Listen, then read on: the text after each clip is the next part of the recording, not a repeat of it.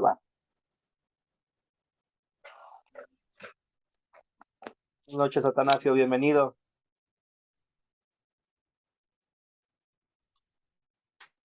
Gracias, pastor, bendiciones.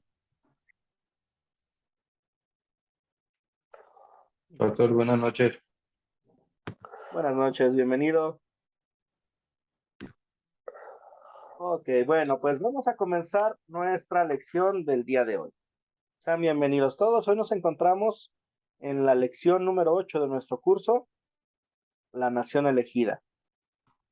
Hoy nos vamos a enfocar en la sección o en la parte del primer libro de Reyes, capítulo 5 a capítulo 10, segundo de Crónicas, capítulo 2 a capítulo 9. En especial vamos a tocar una parte importante para Israel y para nosotros, lo que es el Templo de Salomón. Antes de comenzar, pues vamos a hacer una oración. Oremos. Amado Señor, Dios y Salvador mío, yo también quiero amar la casa en que tú vives, donde tú vives. Dame la fuerza para resistir la tentación de alejarme de los servicios de la iglesia y de los estudios bíblicos. Dame el amor por tu palabra y el amor para reunirme con tu pueblo, recordando que al unirme en este lugar, lo hago buscando el Evangelio de Cristo Jesús y no el sitio donde me reúno. Te pido todo esto en el nombre de Jesús. Amén. Amén.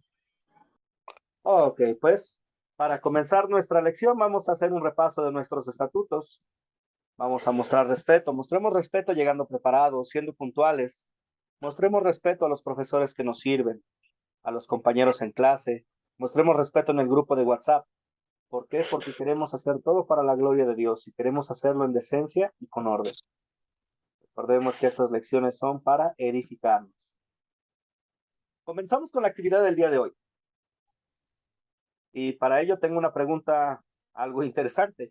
Si un genio le concediera 3 deseos, ¿qué le pediría? Conocemos la historia de Aladino, ¿verdad? Esta historia viene del Oriente, está ligada a una colección de cuentos árabes llamadas La Mil y una Noche. Aladino es un joven pobre, el cual es contratado o buscado para buscar la lámpara. Al encontrar esta lámpara, Aladino se da cuenta de que puede invocar a un genio, y este genio tiene que servir a la persona que tenga la lámpara. Aladino se hace rico, se casa con una princesa, y así sucesivamente. Ahora la pregunta es para ustedes. ¿Qué le pedirían a un genio si lo tuvieran?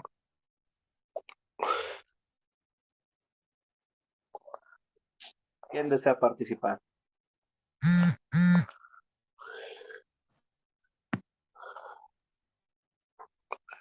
Adelante, Atanasio. Bien, pastor, hermano, yo pediría, el primer deseo que pediría salvación para toda mi familia, que Ok, pudiera muy tener bien. la certeza de la salvación.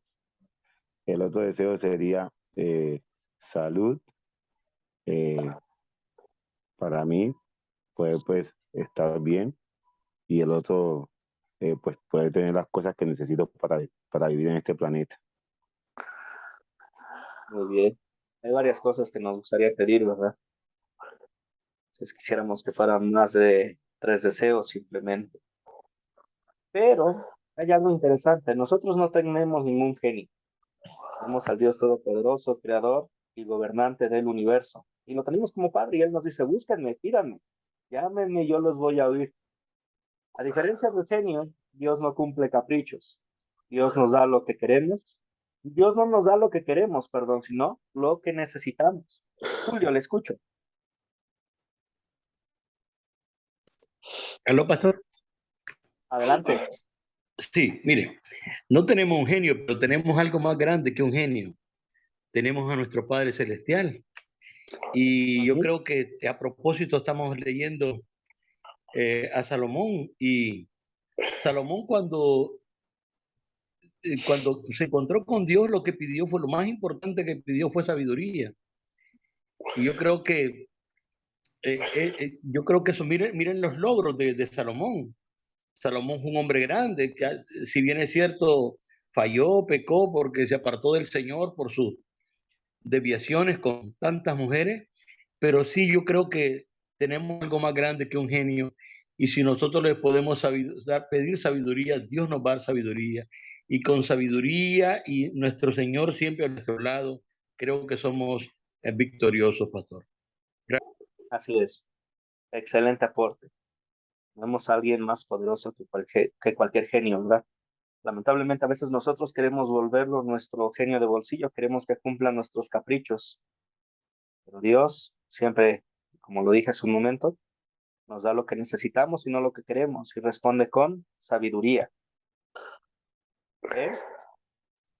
En la historia de hoy, pues como ya bien mencionaron hace un momento, Salomón pide sabiduría o discernimiento y eso le agrada a Dios y le promete también Dios riqueza y fama también. Un profesor comentó, aunque lo que Salomón pidió fue muy bueno y le agradó a Dios, tal vez pudo haber pedido cosas aún mayores y mejores. Por ejemplo, pudo haber pedido que ni él ni su pueblo nunca se apartaran de Dios y que todos fueran salvos eternamente. ¿Pediríamos eso a Dios si Él nos diera un deseo con la promesa de darnos cualquier cosa que pidiéramos? Dicho eso, Amén. el Señor bendice en gran manera la vida y el reinado de Salomón. Incluso Salomón escribe varios versículos de la Biblia, varios libros. Una parte importante en cuanto a la petición a Dios es que Dios sí nos da la promesa de darnos la vida eterna. Ahí está, es un regalo. Dios responde a nuestra necesidad principal. En nuestra historia de hoy vemos como Salomón pide sabiduría y Dios le responde. Y no solamente le da la sabiduría, sino que le da más cosas, le dice, y le promete, perdón, que tendrá riqueza y fama también. Como mencioné hace un momento, nuestra lección para el día de hoy viene del primer libro de Reyes, capítulo 5 a capítulo 10, y del primer libro de Crónicas, capítulo 2 a capítulo 9. Nos vamos a centrar en esta sección solamente para nuestro estudio del día de hoy. ¿Hasta aquí alguna duda o comentario?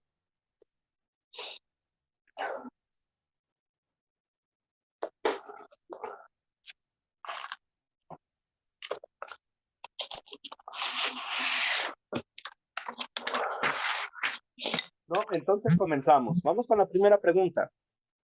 ¿Quiénes son los personajes de esta historia? Adelante, Atanasio.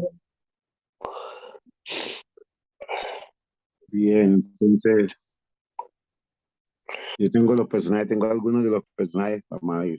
Dice aquí está Salomón, el rey de Irán, el rey de Tiro, perdón, Jehová, los sidonios, los israelitas, los albañiles, los talladores, la hija de Faraón, Tiro, Irán Abí, las mujeres, Dan, Netalí, los maestros de Sala que participaban.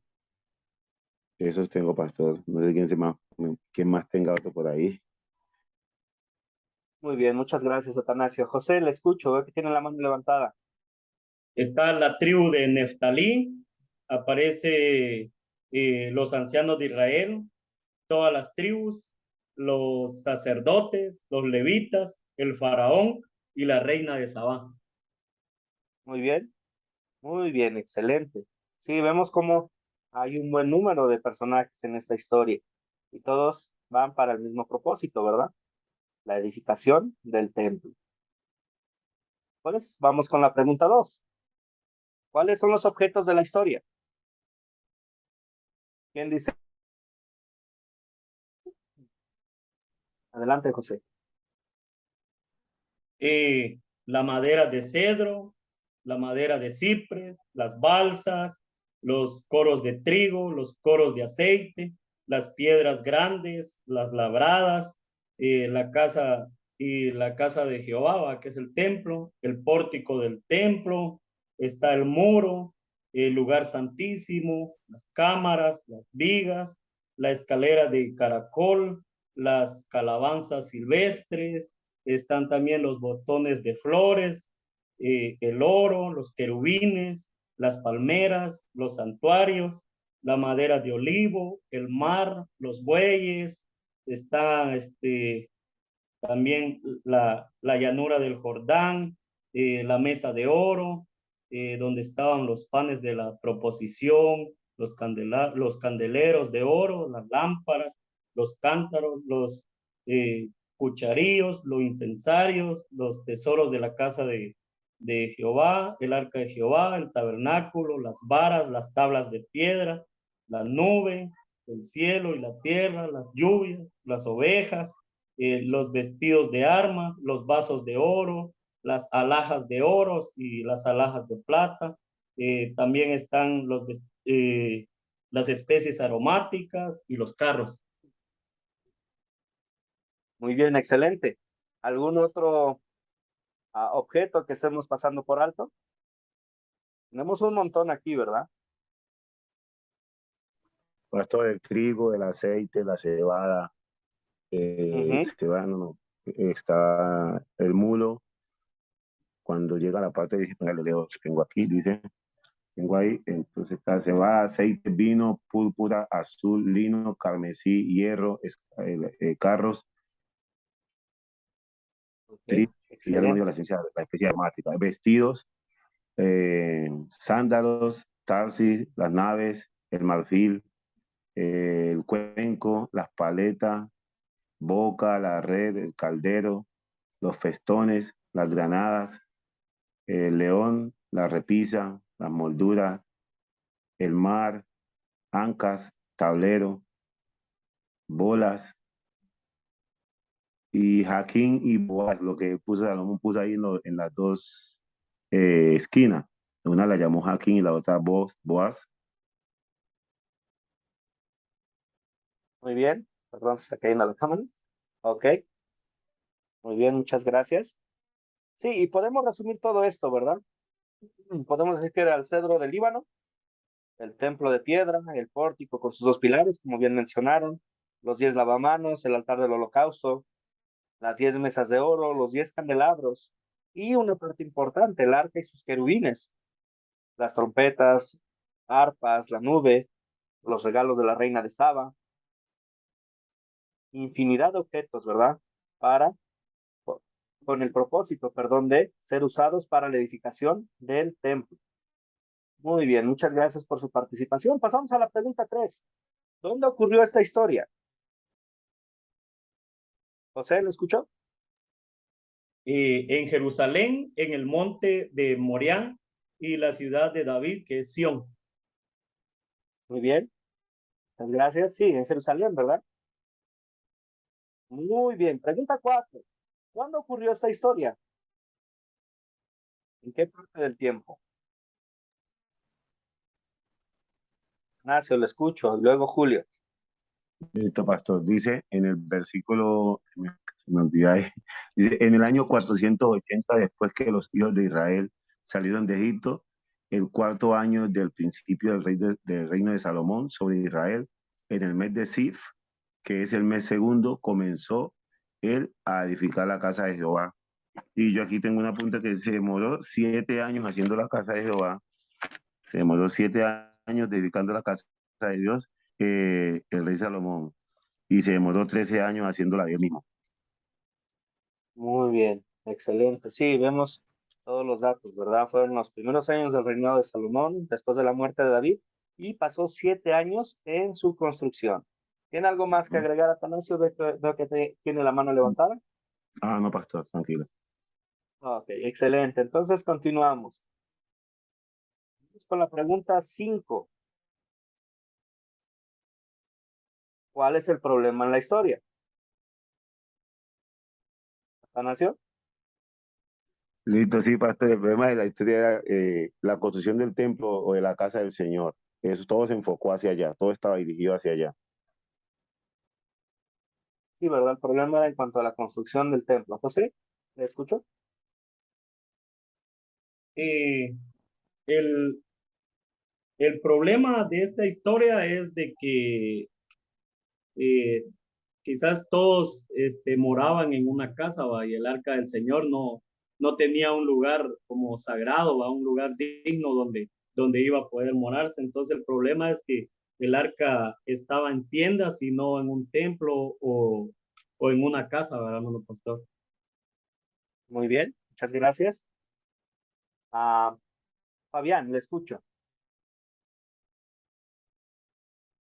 Sí, el problema que yo encuentro acá era el tema de la nube, que esto hacía eh, dificultar la administración de los sacerdotes y que no podían, o sea que cuando se presentó la nube no podían eh, hacer el culto. ¿Sí? De hecho, ese más que problema era una bendición, porque era Dios tomando como, mostrando su aceptación a ese templo, viniendo y morando en él. Ajá. Podemos ver un problema en nuestro texto, de hecho, en Segunda de Crónicas, capítulo 2 en el versículo 5 y 6 como bien mencionaron, el problema de hacer el templo. Dice en los versículos que mencioné, y la casa que tengo que edificar ha de ser grande, porque el Dios nuestro es grande sobre todos los dioses. Mas, ¿quién será capaz de edificar casa, siendo que los cielos y los cielos de los cielos no pueden contenerlo? ¿Quién pues soy yo para que le edifique casa, sino tan solo para quemar incienso delante de él? Reconocían algo los israelitas, en especial Salomón, en el plan de construir el templo, de que aún con toda la gloria, con toda la majestuosidad que podemos imaginar el templo, no se comparaba con la gloria de Dios. Dios es inmenso, Dios es poderoso, Dios es grande, es sublime. El mismo Señor Jesús dice que aún Salomón, en sus mejores días, no se vistió con mayor esplendor que los lirios. Y vemos ahora, tienen el deseo de construir algo para Dios, pero reconocen que Dios es sobre todo. Bien, y el problema es la construcción y todo lo que implicaba. ¿Cómo vamos a hacerlo? Y Dios da sabiduría, ¿verdad? Y terminan haciendo una obra esplendorosa. Algo importante para recordar, algo que hace un templo grande y bello, no es la arquitectura, perdón, ni los muchos adornos. Lo que hace un templo grande y bello es que ahí mora el Señor. ¿Cómo mora el Señor ahí? Cuando se predica su palabra, cuando el evangelio es anunciado, cuando el centro de la adoración es Él. Esa es la casa del Señor. ¿Cómo será una casa? Para el Señor puede ser grande, pequeña, siempre y cuando el corazón de la gente que está ahí esté enfocado en Dios. ¿Ok? Vamos con la pregunta 6. Buenas noches, Cruz, bienvenido, Dios lo bendiga. Pregunta 6. ¿Cuáles eventos ocurrieron en esta historia? Contemos juntos la historia. ¿Alguien desea ayudarme a contar la historia? Atanasio, le escucho. Y, ¿sí, Atanasio? Listo, pastor. Lo resumí según los capítulos que tiene ahí, los versos que usted nos mandó para leer. Podemos decir que lo primero es el pacto de Salomón con Irán. Cuando Dios empieza Salomón su reinado, tiene la labor que le había encomendado a David, su padre, de construir la casa, ya que David no podía, por lo que sabemos que David fue un hombre guerrero, un hombre que hizo, pues, a pesar de tener un corazón conforme al del Señor, de Dios, David tuvo el impedimento porque Dios no lo dejó a él hacer la casa, le deja la labor a Salomón. Luego Salomón busca ayuda con el rey de Irán, le propicia o le da lo que él le pide. Salomón a cambio le manda eh, comida, trigo, aceite y estas cosas. Luego Salomón edifica el templo, busca la ayuda por los maestros, le pide también que le manden hombres entendidos en todo lo que tiene que ver con la construcción. Salomón escoge hombres que eran extranjeros para ellos, que habían, si no me equivoco, eran 170.000 y usó apenas 70.000 para hacerlo. Luego Salomón edifica los otros templos, después que termina la casa del Señor con todo lo que ésta tiene y conlleva. Salomón edificó la casa de él y la casa a la mujer que tuvo, que era la hija de Faraón. Salomón traslada el arca del Señor con todo lo que implicaba esto, el sacrificio, la fiesta, la alegría, la fiesta de 7 días. Luego de los 7 días la gente dio para las ofrendas, quemaron, todo, ofrecieron al Señor. Dios se alegra también de esto, lo bendice. De los 7 días pasaron a ser 14 días de fiesta. Luego Dios hace el pacto con Salomón y luego de ese pacto llega la reina de Saba, visita a Salomón, se asombra porque lo que le habían contado no era ni la sombra de lo que ella de lo que ya pudo ver ahí. Luego Salomón comercia en caballos y en carros, y así más o menos termina. ¿Alguien que quiera decir algo más? Pues no sé, pastor. Ok, excelente. ¿Alguien más quiere agregar al otro punto? Atanasio, veo que tiene la mano levantada.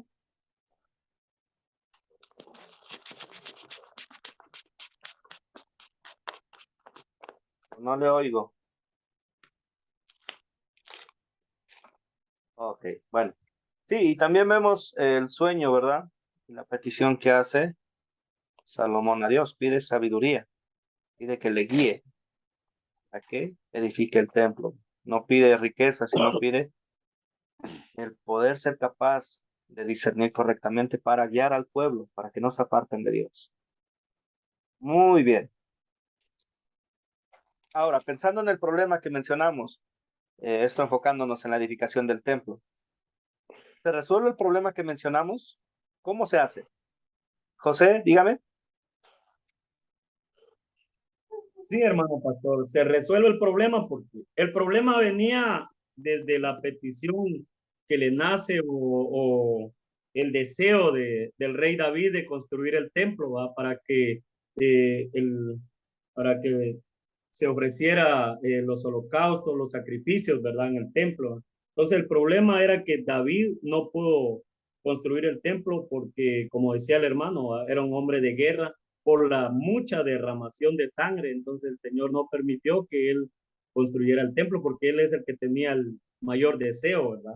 Pero se resuelve el problema cuando ya empieza a reinar el rey Salomón, porque él llega a construir el templo y entonces ya quizás todos los israelitas ya tenían la bendición de poder ya tener el pacto del Señor y todo, los candelabros y todo ya en una casa donde realmente es digno que el Señor Dios Todopoderoso habite en medio de la casa, ¿verdad? Del templo, ¿verdad? Entonces sí se resuelve el problema, hermano pastor.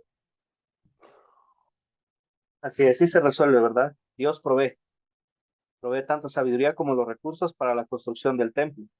El hecho de que todo esto se pusiera en marcha y que se lograra, fue también la voluntad del Señor, el animar, el mover, el guiar a las personas que iban a trabajar en el templo. Dios nuevamente resuelve el problema, ¿verdad? Se hace presente. Muy bien, muchas gracias por su participación. Fabián, le escucho. Sí, yo también comprendo de que el problema eh, se resuelve porque a David le dio algo muy importante, que era la paz y los enemigos, sobre los enemigos, y bueno, y Dios actuó en esto también. Muy bien, sí, Dios está llevando todo a cabo, ¿verdad? Trayendo paz, guiando, dando sabiduría. Excelente aporte, Julio, le escucho. Gracias, pastor. Creo que es muy importante en esto de que se resuelva el problema es la oración de Salomón. La oración que Salomón hace de rodillas cuando ha terminado el templo y se lo está ofreciendo al Señor. Y vemos ahí claramente el agrado de Dios a la oración de Salomón porque la responde de inmediato. Cuando Salomón termina de orar, descendió fuego del cielo, consumió el holocausto y los sacrificios. Y la presencia de Dios fue eminente en ese lugar. Es donde la nube del cielo era una demostración que el Señor estaba ahí y estaba respondiendo a la oración de Salomón. Es muy importante leer esta oración porque ahí están las peticiones que hace Salomón al Señor y el Señor responde a todo sí, que ese va a ser su lugar santo, que ese lugar el pueblo de Israel le va a adorar y él va a estar allí para atender las necesidades del pueblo de Israel. Gracias, pastor. Muy bien, excelente aporte. Sí, ¿verdad? Vemos la aprobación de Dios en cuanto al templo. Sí, viene y se manifiesta durante el servicio para demostrar que este templo sería su casa, sería llamado casa de oración. Muy bien, excelente participación. Vamos con la sección de consolidar.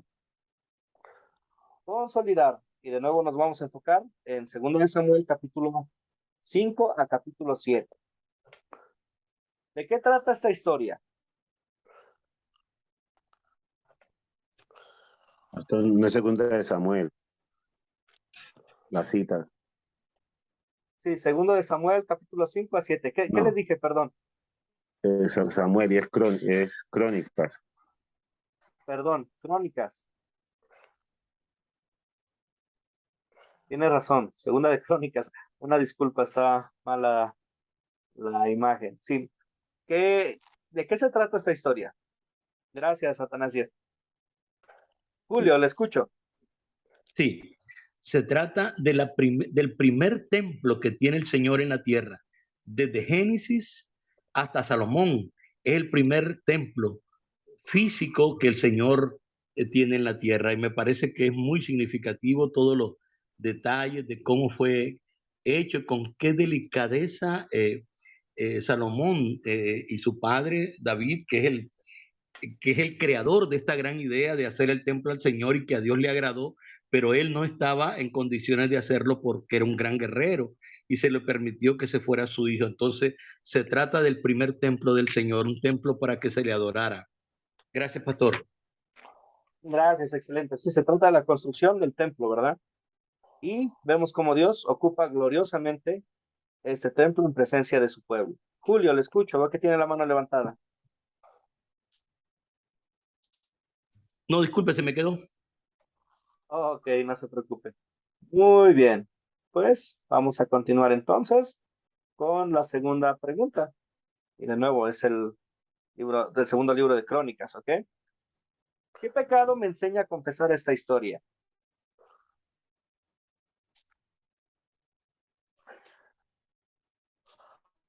Vemos que esto lo hacemos en una aplicación personal. Se lo escucho.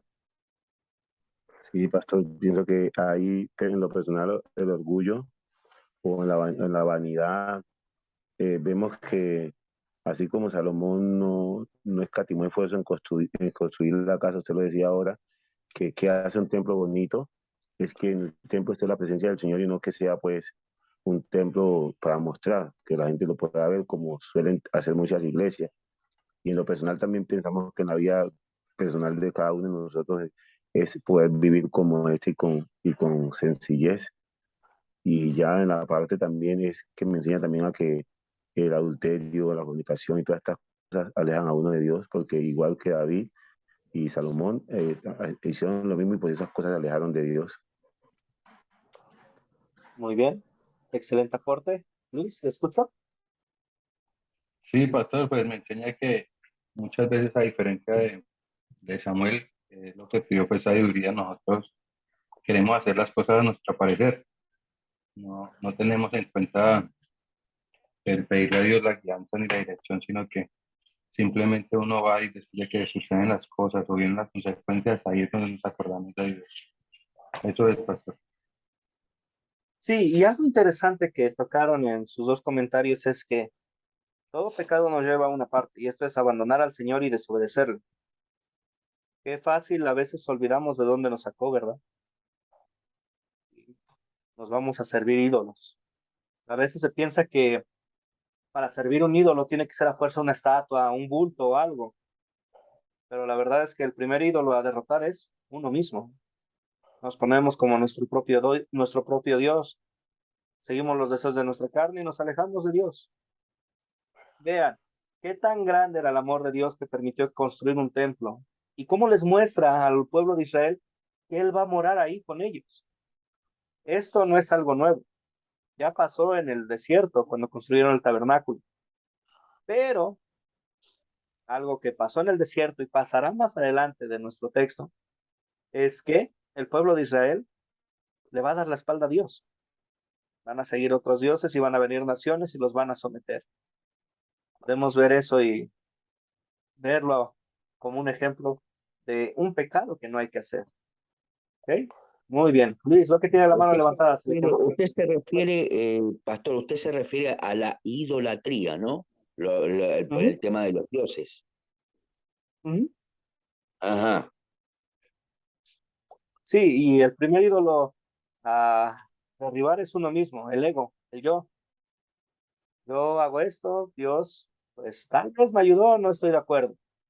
O yo soy más que Dios, o yo sé más, o yo soy mejor persona, o yo no soy tan malo. Siempre ponemos la vara ya no conforme al estatuto de Dios, sino sobre nuestro estatuto, sobre nuestra mente. Y ese es un pecado que batallamos todos y que necesitamos luchar con él. Atanasio, le escucho, y luego Julio. Sí, pastor, me asalta la duda es, en este tiempo, ¿qué tan pertinente sería hacer una iglesia como la que hizo Salomón? Porque vemos que en la mayoría de los casos, como pueblo cristiano, queremos imitar ciertas cosas o a veces queremos guardar una parte de los mandamientos o cumplir con ciertas reglas, pero lo demás no pero hay cosas que no las cumplimos. Como Jesús le Ujú. dijo a los fariseos que guardaban la menta se me da la cita exactamente, que hacían pues cosas, toman de los mandamientos, de las reglas, de las normas ciertas, pero otras no las aplican. Y vemos que hoy en día se puede hacer eso. Y que la gente muchas veces se fija en eso. Este templo está bien bonito, esto está así, se le gastó tanto. De hecho, estuve en un evento el día domingo donde el pastor decía que le había metido 1.300 millones de pesos a ese templo y lo inauguraron y él fue ordenado como ministro. Y él se quejaba por la gente que se fue porque tuvo conflicto con mucha gente porque se fue del templo cuando él empezó a construir porque lo querían hacer a su manera. Y pues eso yo digo, hasta qué punto la gente se desenfoca de la realidad, no es el templo, sino que Dios esté ahí, y hasta qué punto como pastor yo prefiero que el hermano se vaya porque tiene una dificultad conmigo en la construcción, que dejar que el hermano se quede en la iglesia, siendo que lo importante no es el templo, sino el alma de la persona, que se salve, o que no se haya en discordia conmigo. Entonces, trayendo todo eso, pastor, me queda como que ahí el sin sabor. Sí, nos es necesario recordar que por más bella que hagamos una edificación, y la podemos hacer con los mejores motivos, las mejores ideas, por más bella que quede, si la palabra de Dios no mora ahí, si no se alaba a Cristo, si no se entiende que ese edificio es una bendición que tiene el propósito de reunirse para adorar más que una bendición que tenemos que ir en un sentido, idolatrar o admirar, entonces estamos no entendiendo bien quién es la iglesia de Dios y cómo se forma la iglesia de Dios. Y lo vamos a contestar más adelante en unas preguntas. A veces, como bien menciona, nos dejamos deslumbrar por espejitos. No podemos ver el sol, ¿verdad? Vemos qué bonito, qué reluciente, qué traje tan caro trae el pastor, qué carro trae el pastor. Cuando lo que debemos enfocarnos es qué mensaje predica el pastor, qué mensaje se predica en esta iglesia. En un principio de nuestro curso hablábamos de que nuestros servicios deben y tienen que ser cristocéntricos. Cristo es el centro, no el pastor, no el edificio, ni tampoco los hermanos. Es vamos por la palabra de Dios y es por Dios que estamos ahí para alabar. Julio, le escucho. Gracias, pastor. Realmente a Dios agradó el templo de Salomón, pero yo no creo que Dios estuviera tan agradado porque fuera puro oro, porque por todas las bellezas estructurales, sino con el amor profundo con que se había construido eso, desde su siervo David hasta su hijo Salomón. Y él fue el gran proveedor al final de todo lo que hizo falta. Y lo que quería el Señor, y se lo advirtió en el segundo encuentro que tuvo con Salomón, le dijo: si anduvieres como anduvo tu padre. Y él le advirtió de la destrucción de ese templo si se iban con otros dioses. Y más adelante vemos cómo Nabucodonosor destruyó ese templo y lo quemó. Entonces, no sirve, como usted dijo, pastor, no es la estructura, no es eso lo que busca Dios. Dios busca el corazón de nosotros, el corazón del hombre. Eh, y, y vemos que el gran pecado de Salomón fue que su corazón se desvió. Y ese corazón desviado ya no se entiende. Mire cómo le arrancó las 10 tribus por eso.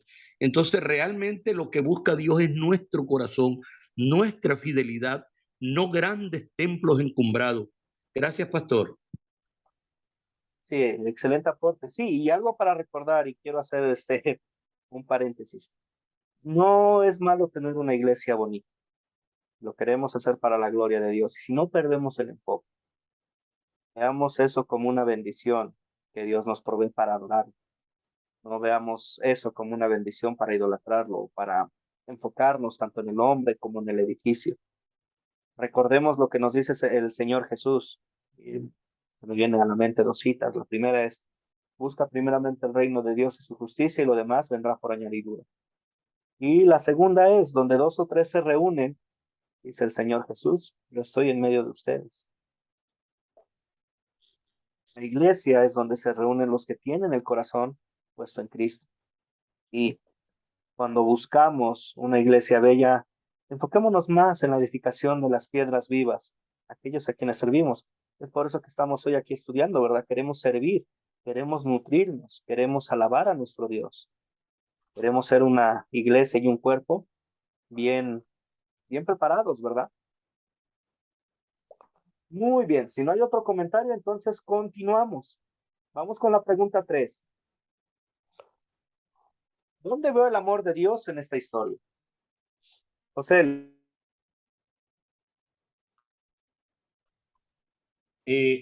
Veo el amor de Dios en esta historia, la respuesta a la oración que hizo Salomón, ¿verdad? A la hora de la dedicación del templo, ¿va?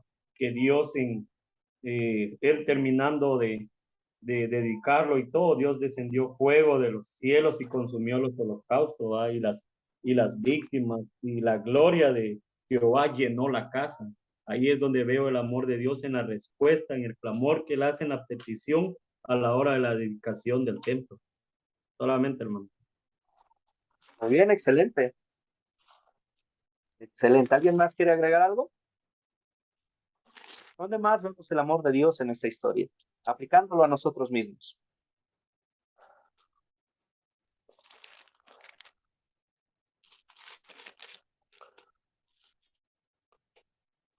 Vamos a estar y ver el amor de Dios, perdón. Cuando Dios dice que mi cuerpo es su templo, ¿verdad? A causa de la obra redentora de Jesús, su espíritu ahora habita en mí. También podemos ver que en el cielo no tendremos necesidad de ningún templo. ¿Por qué? Porque el Señor Todopoderoso y el Cordero son el templo. Aún los templos maravillosos que podemos ver en las noticias hoy en día, esos templos pasarán. Pero para los creyentes en Cristo Jesús, hay una promesa que no pasará y que durará toda la eternidad. ¿Cuál es esta? Que tendremos vida eterna con Él. Fabián, le escucho. Sí, yo quería decirle que nuestra morada no está acá en la tierra, sino que está en el cielo, donde Dios prepara un lugar para nosotros, para los creyentes, que es una ciudadanía en los cielos, como dice Filipenses, creo que capítulo 3, 17 me parece, no sé, tengo que buscarlo bien, pero yo lo que veo es eso, que tenemos una tercera iglesia, que sería la iglesia que tenemos una tercera iglesia y que es la iglesia es nuestra morada celestial, que no hay que Sí, preocuparse por lo que hay. sí, y conocemos a esta morada celestial, un nombre que le ha dado la iglesia por varias edades, la comunión de los santos que están en Cristo Jesús ahora, y donde nosotros también estaremos por la fe. Y es interesante, tomando lo que mencionó Fabián, recordar que nosotros somos peregrinos, estamos de paso en este mundo. Nuestra morada, nuestra meta es el cielo, es Cristo. ¿Ok? Muy bien. ¿Algún otro comentario? Entonces pasamos a la pregunta. ¿Por qué me enseña Dios a pedir con gratitud a Él? ¿Quién desea participar?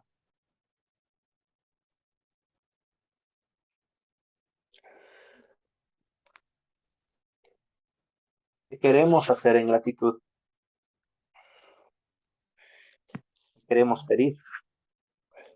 Queremos que no queremos vivir en la carne, sino vivir a través del espíritu, buscar el lado espiritual de las cosas, ¿no?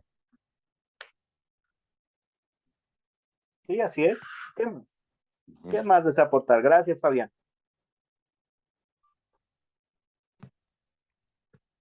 Bien, pues en lo personal damos gracias, ¿verdad? Porque ahora en Cristo podemos estar en su presencia, en compañía de otros en su iglesia, otros que creen lo mismo que nosotros. Debemos pedir al Señor que nos dé atención y sabiduría, ¿verdad? Nos dé atención para estar atentos a su palabra y para, como parte de su cuerpo, seguir fielmente a Él. A veces, y esto pasa con todos nosotros, ¿verdad? Nuestra carne nos traiciona en los servicios y nos distraemos, pero súper rápido. O nos da por ir al templo y enfocarnos en ciertas cosas o ciertas personas. Pedimos al Señor que nos ayude a que Él sea el centro, a que no nos permita el que el que menospreciemos su palabra, sino que la escuchamos con gozo y con alegría. ¿Bien? ¿Algún comentario hasta ahí o algo más que agregar? Ok. Entonces vamos con la quinta pregunta. ¿Cuándo sería una buena situación para compartir este mensaje? ¿O con quién le gustaría compartir este mensaje? ¿Quién desea participar?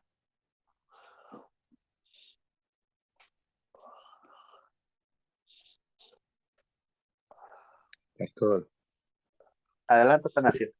sí, yo creo que ahí me quedé callado en la pregunta que pasó, pero sí, recapitulando, es que el Señor nos enseña a pedir exactamente más por las cosas que hay en nosotros que aún no hemos podido cambiar para uno poder alcanzar la perfección, como dice, la plenitud de Jesucristo.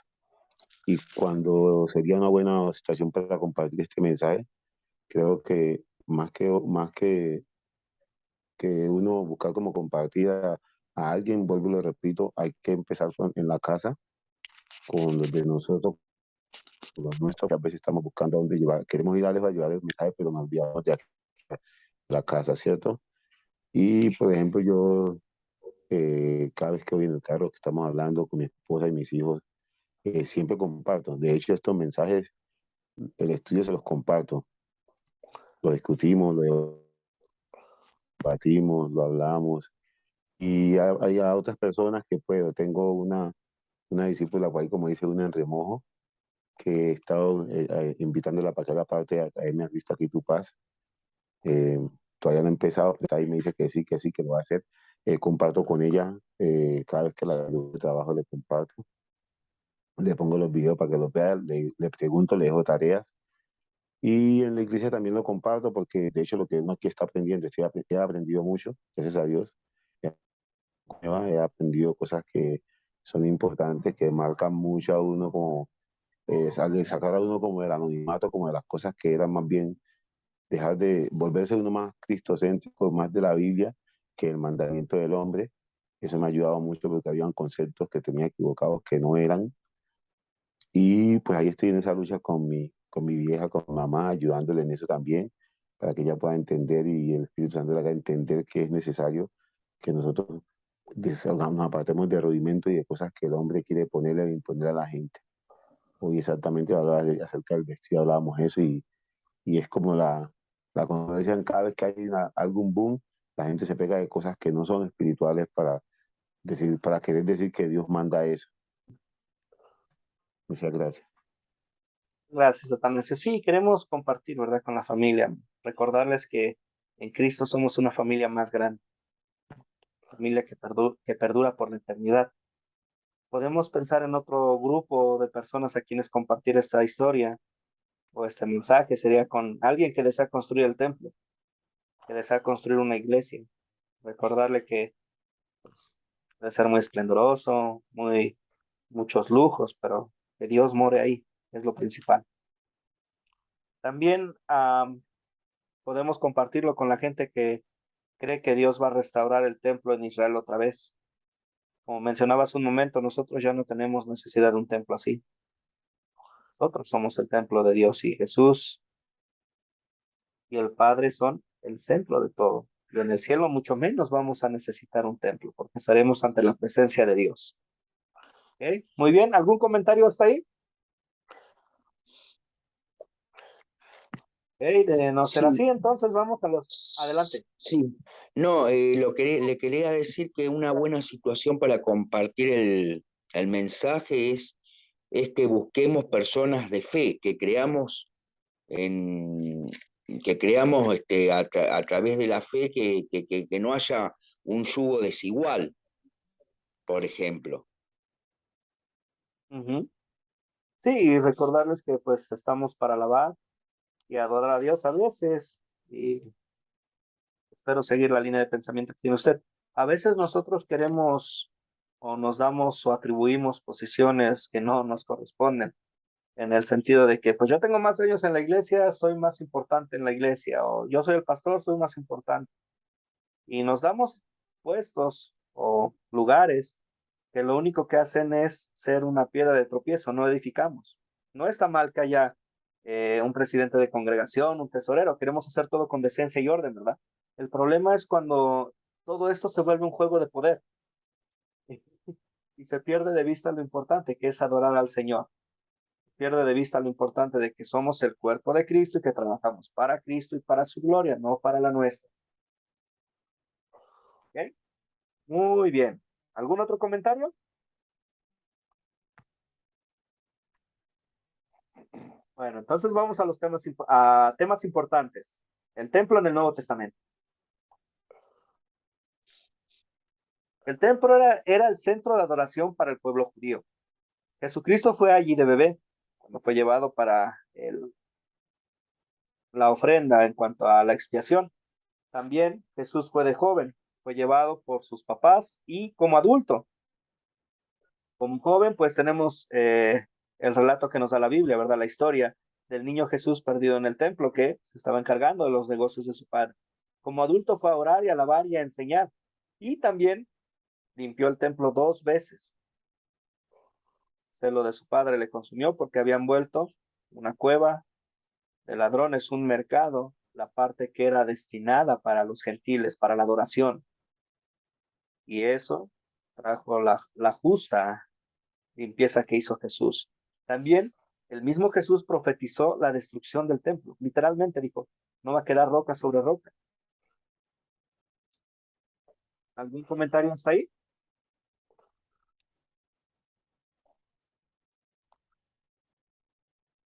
¿No? Entonces vamos a continuar. La iglesia primitiva se juntaba en el templo a diario. Los apóstoles fueron arrestados allí, los apóstoles predicaban allí y fueron arrestados en el templo. Vemos cómo era el centro de la vida, tanto vamos a llamarle social como religiosa para la gente. Venían al templo, adoraban al Señor y tomaban un tiempo para estar en comunión ahí. También notamos que mientras la iglesia se expandía, en el caso del apóstol Pablo, cada vez que llegaba a un lugar e iba a enseñar, lo hacían en las sinagogas, donde se reunían para alabar a Dios, para que escucharan y conocieran más sobre ese Dios del cual estaban estudiando. Algunos llegaban a creer, otros llegaban a ser perseguidores. Muy bien. ¿Algún comentario hasta ahí? Pues, entonces, vamos a leer el siguiente versículo, Efesios capítulo 2, versículos 19 a 22. ¿Quién me ayuda a leerlo, por favor? Yo lo leo, pastor. Adelante, Fabián, le escucho. Por lo tanto, ustedes ya no son extranjeros ni advenedizos, sino conciudadanos de los santos y miembros de la familia de Dios, y están edificados sobre el fundamento de los apóstoles y profetas, cuya principal piedra angular es Jesucristo mismo. En Cristo, todo el edificio bien coordinado va creciendo para llegar a ser un templo santo en el Señor. En Cristo también ustedes son edificados en unión con Él para que allí habite Dios en el Espíritu. Muy bien, muchas gracias. Según San Pablo, en estos versículos que nos acaba de leer Fabián, ¿cuál es el templo del Nuevo Testamento?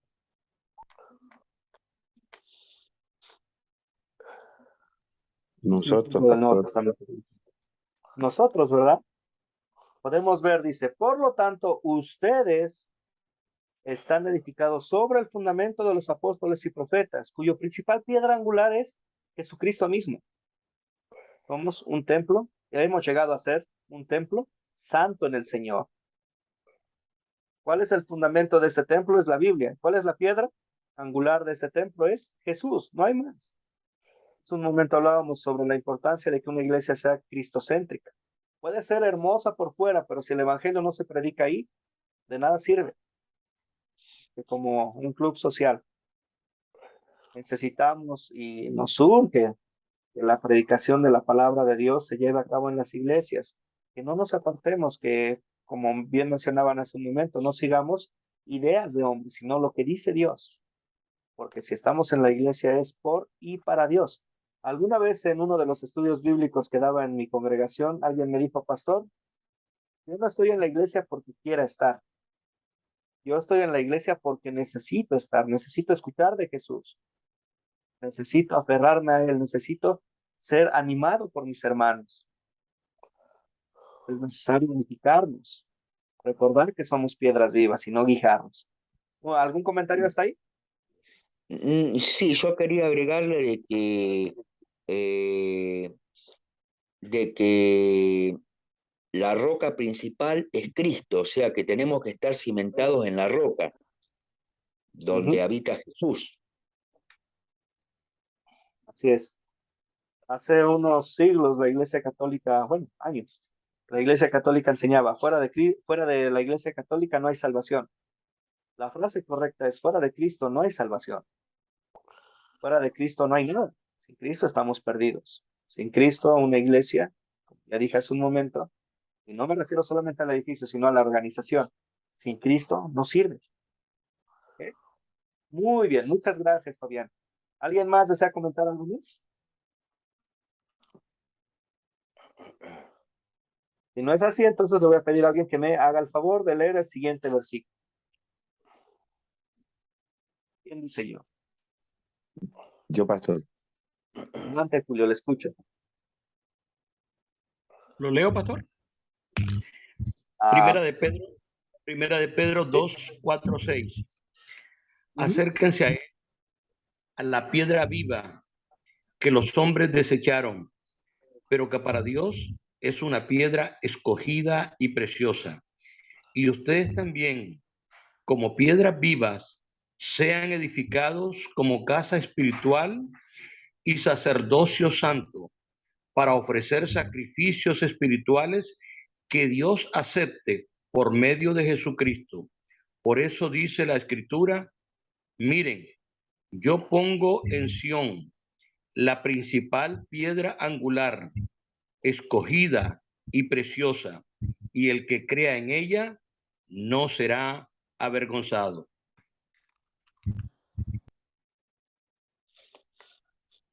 muy bien, según estos versículos, ¿quién es el templo del Nuevo Testamento?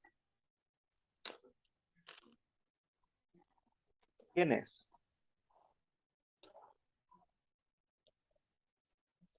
¿Cómo dijo, pastor? ¿Puede volver a repetir? ¿Quién es el templo del Nuevo Testamento? De acuerdo a lo que nos dice San Pedro.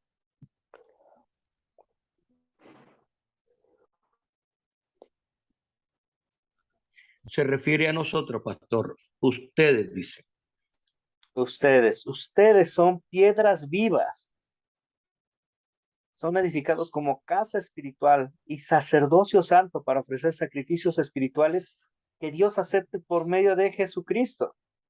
Y vemos esta parte importante. ¿Cuál es el requisito, por decirlo así, para ser parte de estas piedras vivas de esta iglesia? Dice, todo el que crea en ella, refiriéndose a piedra angular que es Jesús, no será avergonzado. Todo creyente es una piedra viva, es parte del templo de Dios. Somos piedras vivas que alaban a su Señor, que dan gloria y que producen frutos. ¿Todo por qué? Por medio de la fe que Dios nos ha dado en Cristo Jesús. El Espíritu nos lleva a actuar, el Espíritu nos lleva a dar testimonio, a alabar a nuestro Señor y a edificarnos. ¿Cómo nos edificamos? Como lo estamos haciendo ahora, estudiando las Escrituras, fortaleciéndonos, Y animándonos además tenemos mutuamente, orando.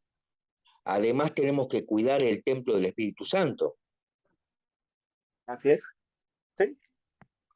Y así es, queremos cuidar este don que Dios nos ha dado, este regalo que es nuestro cuerpo, para dar gloria a su nombre también. Muy bien. ¿Algún otro comentario? Entonces, el templo era una sombra de la aún más gloriosa Santa Iglesia cristiana descrita por el apóstol Pedro y el apóstol Pablo, respectivamente. Mientras que el sumo sacerdote entraba al lugar santísimo en el templo una vez al año, en el día de expiación, nuestro gran sumo sacerdote entró al cielo mismo, después de dar su vida como el sacrificio una vez y para siempre por los pecados del mundo entero. Por la fe en nuestro Salvador, nos convertimos en miembros de la Santa Iglesia cristiana y esperamos con ansias la vida eterna en el cielo. Nuestra fe no será defraudada. El Señor Jesús nos dijo, voy a preparar moradas para ustedes. Y con gozo anhelamos esos hogares. ¿Por qué? Porque sabemos que nuestro Señor nos va a dar todo lo que necesitamos. Bien sabemos que Dios no es hombre para que mienta y también el mismo Señor nos anima, sean fieles hasta la muerte y yo les daré la corona de la vida. ¿Algún comentario hasta aquí? Julio, dígame usted. Con la muerte de Jesucristo se rompió ese velo. Es decir, ya no hay más intermediario entre el hombre y Dios. El único intermediario es Cristo, la roca. Gracias, pastor. Excelente. El único intermediario y quien nos abre el paso delante de Dios es Jesús. Ahora, por Cristo y en Cristo, nos podemos acercar como hijos amados ante nuestro Padre y pedir, confiando en que Él nos va a escuchar y que va a responder. Y también, como hijos amados, nos podemos acercar a Él y confesar nuestras fallas y Él promete perdonarnos. Muy bien.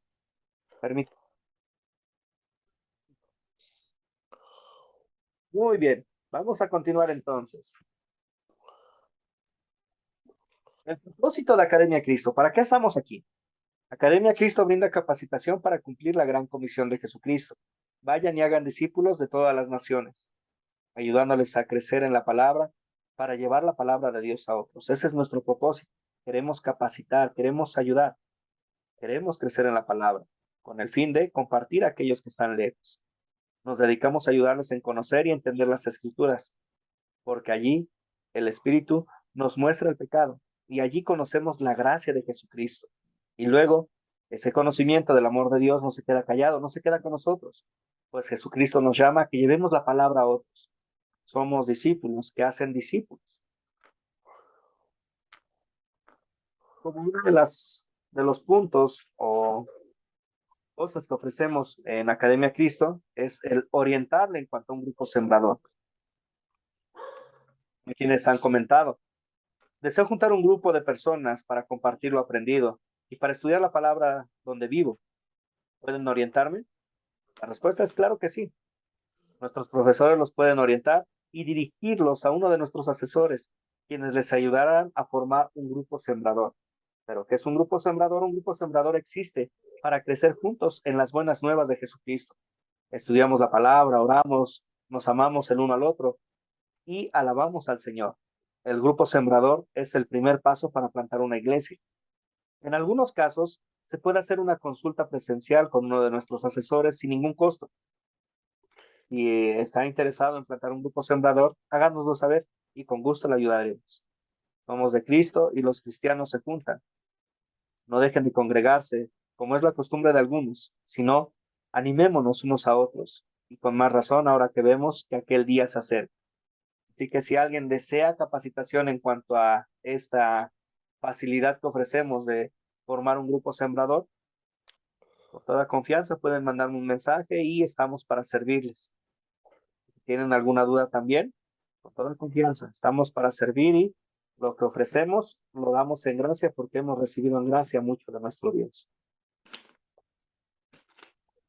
Y eso nos lleva a otra pregunta también, o mejor dicho, a otra parte de lo que ofrecemos como Academia Cristo. Perdón. Deseo unirme a ustedes. ¿Cómo se hace? Si quieres ser parte del equipo de Academia Cristo, parte de la iglesia luterana Cristo, ¿cómo se hace? Pues hablen con su profesor, con su servidor, y podemos hablar sobre la unidad doctrinal. ¿Qué es esto? Estudiar juntos para ver cómo estamos en cuestión de doctrina y Así llegar a un acuerdo para trabajar juntos. Para nosotros es importante que prediquemos el mismo mensaje y que tengamos las mismas creencias. Así podemos colaborar y apoyarnos mejor. Así como dice el apóstol Pablo, hermanos, les ruego por el nombre de nuestro Señor Jesucristo que se pongan de acuerdo y que no haya divisiones entre ustedes, sino que estén perfectamente unidos en un mismo amor, en un mismo sentir y en un mismo parecer. Que si alguien desea saber más sobre el acuerdo doctrinal, con toda confianza me puede mandar un mensaje y podemos platicar sobre ello. ¿Hasta aquí alguna duda o comentario?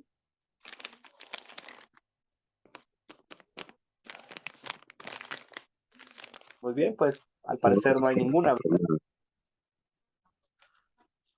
Atanasio, ¿me escuchó? Sí, todo claro, pastor. Bendición.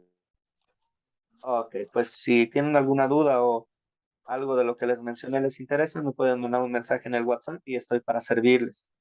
La tarea, entonces, la tarea es el proyecto final. Me gustaría que para el día 24 todos me hayan enviado su proyecto final para el lunes 24 de octubre y así tener el tiempo para revisarlo y hacer llegar mis observaciones. Así que les animo a cumplir con su proyecto y como fecha límite tenemos el día 24.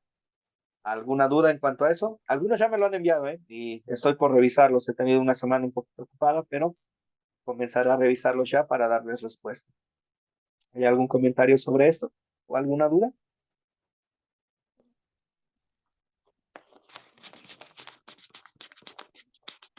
Julio, ¿le escuchó? No, no tengo preguntas, solo quiero agradecerle, pastor, por sus bonitas enseñanzas, por el tiempo, por su paciencia. Creo que es muy edificante este curso que hemos recibido y me siento muy satisfecho, pastor, con usted. Muchas gracias.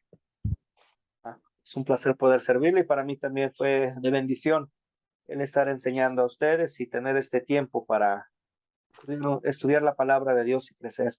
Gracias por sus palabras, Julio. Y les animo que si han comenzado con los cursos de Academia Cristo, continúen. Vienen más y espero en un futuro no muy distante verles en otro curso que con el favor de Dios estaré dando. Pues vamos a despedirnos con una oración. Vamos a orar. Oremos juntos. Amado Padre Celestial, te damos gracias, Señor, por ese tiempo que nos das en tu santa palabra. Te damos gracias, Señor, porque a través de ella nos edificas, nos guardas. A través de ella, Señor, nos alimentas. Te pedimos, Señor, que nos guíes con tu palabra, que nos fortalezcas, que nos ayudes, Señor, a llegar a ser hacedores de tu palabra y no solamente oidores. Que a través de tu santa palabra, Señor, demos gloria. Señor, guíanos en nuestros caminos. Bendice, Señor, a aquellos que han participado en estos cursos, en nuestras sesiones. Señor, gracias por estar con nosotros, por abrirnos el entendimiento y guiarnos con tu palabra. Bendice la obra que has comenzado en cada uno de nosotros y llévala a su culminación, Señor. Señor, sabemos que tú eres quien obra tanto el querer como el poder en nosotros. Te pedimos que nos fortalezcas. Te pedimos, Señor, por cada uno de nosotros, por nuestras familias y y por cada uno, Señor, de los que están comenzando a llevar tu mensaje. Fortaléceles, guárdales y quédate con ellos, Señor. Te pedimos todo esto en el nombre de nuestro Señor Jesucristo. Amén. Amén. Pues voy a dejar de Amén. grabar y